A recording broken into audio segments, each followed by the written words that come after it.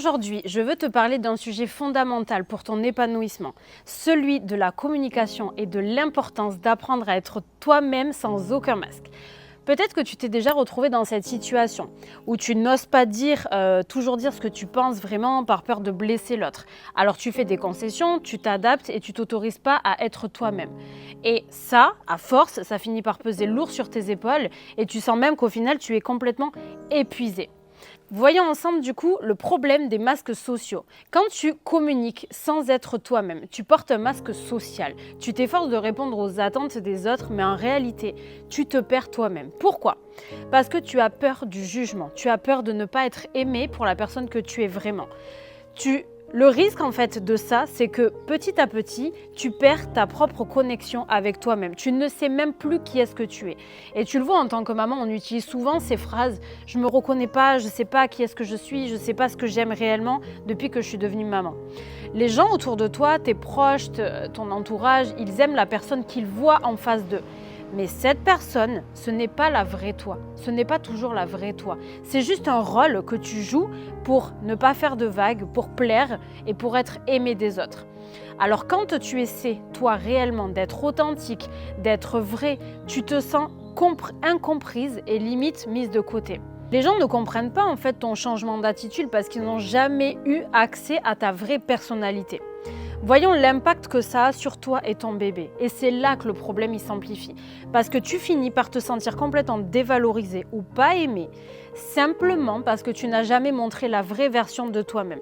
Alors tu te renfermes, tu t'énerves, tu cries et ça se répercute sur ta relation avec bébé. Ton bébé, lui, il n'a vu que cette version de toi qui est toujours dans le contrôle ou dans l'adaptation. Résultat, il apprend que lui aussi, il doit porter un masque et dire oui quand il a envie de dire non, à ne pas être lui-même en fonction des personnes ou des situations avec qui il est. Ce schéma, c'est un cercle vicieux qui conduit à une crise identitaire, à des frustrations accumulées, voire à une crise de la quarantaine ou des relations très compliquées.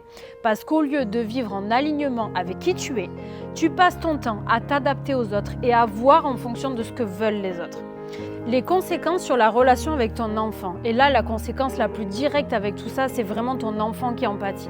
Ta mauvaise communication, ton stress, tes énervements, tout ça lui enseigne, lui apprend à se cacher lui aussi, à ne pas être lui-même.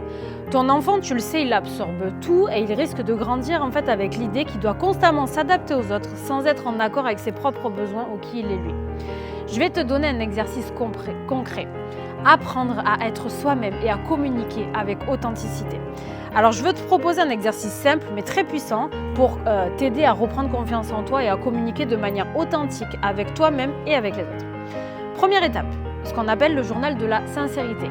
Tu prends un carnet et chaque jour tu notes une situation où tu as caché ce que tu as ressenti vraiment. Ça peut être un moment où tu as dit oui alors que tu pensais non ou un moment où tu t'es tu pour ne pas blesser quelqu'un. À côté de cette situation, tu écris ce que tu aurais aimé dire ou aimé faire si tu t'autorisais à être toi-même. L'idée là, c'est de commencer à identifier ces moments où tu te trahis toi et à imaginer ce que ça aurait changé si tu avais été sincère. Deuxième étape, la communication sans masque. Tu choisis une personne avec qui tu as l'habitude de ne pas être complètement toi ou en tout cas que tu t'adaptes un petit peu. Ça peut être ton partenaire de vie, ça peut être une amie, ça peut être quelqu'un de ta famille, peu importe. Lors de ta prochaine conversation avec lui, ose exprimer réellement ce que tu ressens sans aucune censure. Attention, ça ne veut pas dire être blessante ou brusque ou tout dire d'un coup, ça veut juste dire simplement ce que tu penses, sans filtre, avec bienveillance et respect. Peu importe si c'est inconfortable au début, l'idée c'est de se réhabituer à communiquer de façon authentique. Troisième étape, le modèle pour bébé. Rappelle-toi que ce que tu fais, ton enfant le reproduit. Chaque fois que tu fais un pas vers une communication beaucoup plus sincère, tu lui apprends à faire de même. Tu lui montres qu'il est possible d'être un être humain sans crainte, qui s'aime et qui se respecte. Fais ce travail pour toi, mais aussi pour lui. Voilà le défi que je te lance un petit peu aujourd'hui. Arrête de porter ce masque social qui t'épuise, qui te fait perdre de vue qui tu es vraiment. Reconnecte-toi à toi. Ose communiquer avec authenticité, même si ça te fait peur, même si c'est inconfortable au début en tout cas. Parce qu'une maman alignée et authentique, c'est un bébé qui grandit dans un environnement sain où il apprend à s'aimer, à s'exprimer tel qu'il est, pour pouvoir dire un jour je suis fière de moi, je suis fière d'être ce petit garçon qui a grandi, cette petite fille qui a grandi, qui s'aime et qui se respecte parce que ma maman m'a toujours montré qu'elle devait dire ce qu'elle pense au moment voulu, sans blesser personne bien évidemment, toujours avec bienveillance, mais dans un état d'esprit où elle s'accepte elle, peu importe ce qui se passe autour. Je te laisse réaliser ce défi, prends soin de toi et je te dis à très vite.